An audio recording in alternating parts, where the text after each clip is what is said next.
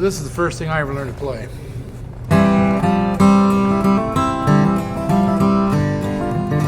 My mother taught me.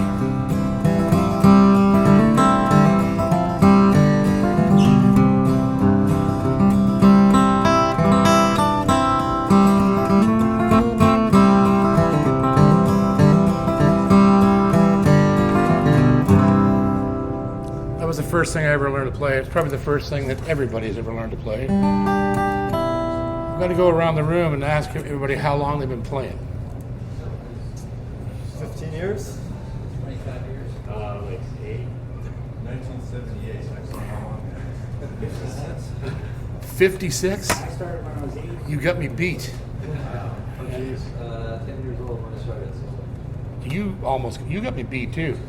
I'm 51 years. 29-ish. 6 or 7. There's a whole different set of experience with the number of years that people play, right? I'm starting to think that depending on when you start, is who you get influenced by. Because the younger players don't necessarily get influenced by the same people I did, because they're not out there anymore, right? When I was a kid, there wasn't that many guitar players. There was Chet Atkins, there was Django Reinhardt, there was Doc Watson. Even Tony Rice hadn't really erupted onto the scene at that time, right? One guy that did kind of come on early for me was Dan Prairie, a flat picker. Which leads me to the next part of the story. So I may have started out with Wildwood Flower, and I started at the age of 5. And but the next thing I learned when I was around 8, and I don't remember what happened in between. I don't really know. I just knew that all I really listened to was Chet, constantly, right? So the very next thing I learned at the age of 8 years old was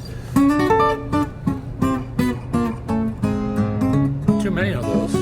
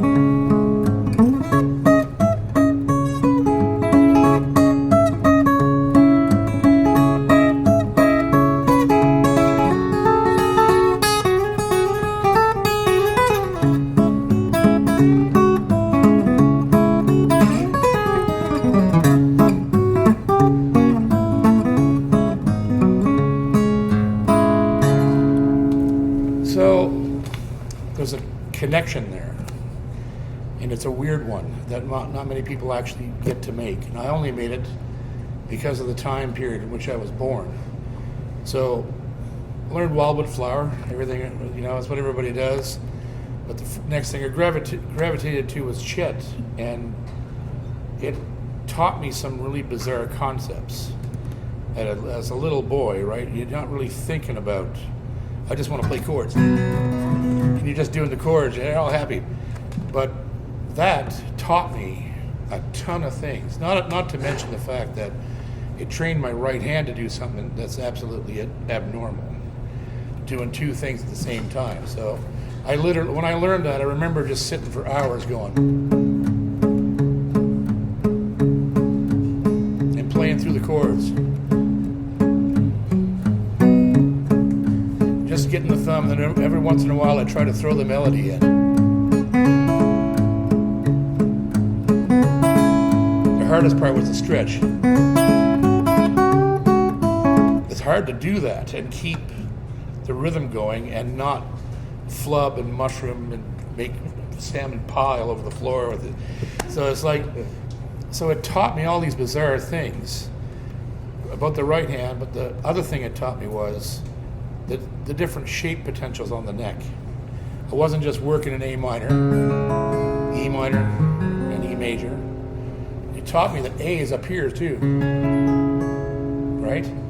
These little things that you never think of, you never get even taught. It's okay, there's A minor.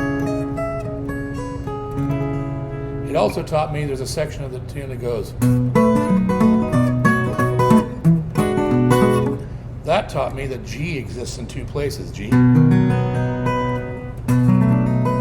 You have to bar to do that. C, seventh, exists in two places, as a seventh and a ninth. Things like that, and playing the F chord barred without barring it with the thumb over the top. Instead of going like this, you're doing this. Those little weird things became embedded in my head as I moved forward.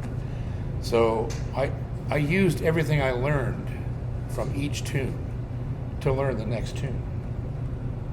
And that's what people miss. They miss out on, like, I don't teach people how to play tunes in workshops because it's pointless. If I taught you how to do something today and you went out and you could probably do it in a week or so, what would you actually know from that? Nothing. You just know how to emulate me doing a single tune.